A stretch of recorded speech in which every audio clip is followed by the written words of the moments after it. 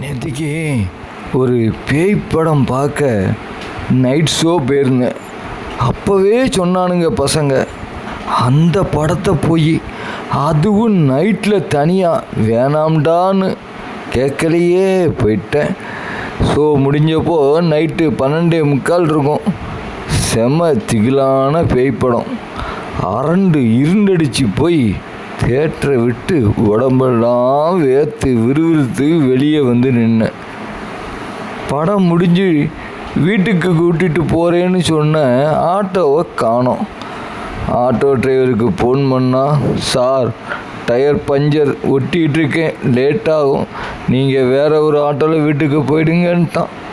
ரொம்ப நேரம் வெயிட் பண்ணியும் வேறு ஆட்டோ கிடைக்கல. டாக்ஸிக்கு ஃபோன் பண்ணால் 1 மணி நேரம் ஆகும்னு சொல்லிட்டான். மெல்ல இருட்டில் நடக்க ஆரம்பித்தேன். பேய் படம் பார்த்த எஃபெக்ட் ஒரே பீதியாக இருந்துச்சு. கும்முன்னு இருட்டு வேற, கரண்டும் இல்லை. என் அடிமனசு திக்கு திக்குன்னு ஒரு கலக்குச்சு.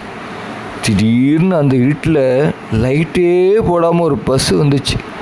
அதுவும் என் ஏரியாவுக்கு போகிற வண்டி ரொம்ப மெதுவாக சத்தம் இல்லாமல் நடந்து வந்துச்சு. கை காட்டியும் அது நிற்கலை. பேய் படம் பார்த்த எஃபெக்ட் என் மனசுலேருந்து மறையலை. யோசிக்காமல் ஓடி போய் வண்டியில் ஏறிட்டேன். டிரைவர் மாத்திரம்தான் உட்காந்துருந்தார். சுற்று முற்றும் பார்த்தா வண்டியில் நான் மட்டும்தான் 3வது சீட்டில் பம்மி உட்காந்துட்டேன்.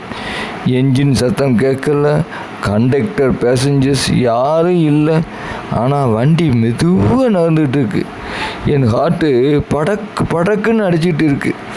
நடக்கிறதெல்லாம் ஒருவேளை நாம் பார்த்த பேய் படத்தோட பார்ட் 2 இருக்குமோன்னு எனக்கு ரொம்பவே பயம் வர ஆரம்பிச்சிட்டு.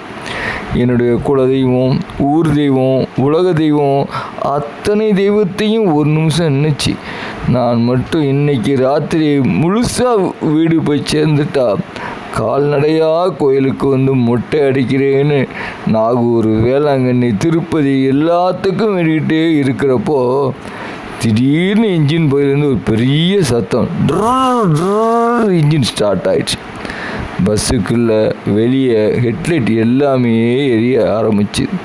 தடன்னு கண்டக்டரும் சுமார் 25 பயணிகளும் வண்டிக்குள்ளே ஏறினாங்க.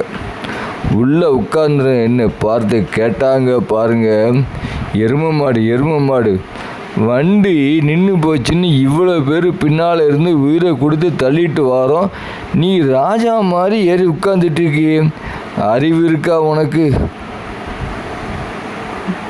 இனிய இரவு வணக்கம். நேற்றுக்கு ஒரு பேய் படம் பார்க்க நைட் ஷோ போயிருந்தேன். அப்போவே சொன்னானுங்க பசங்க,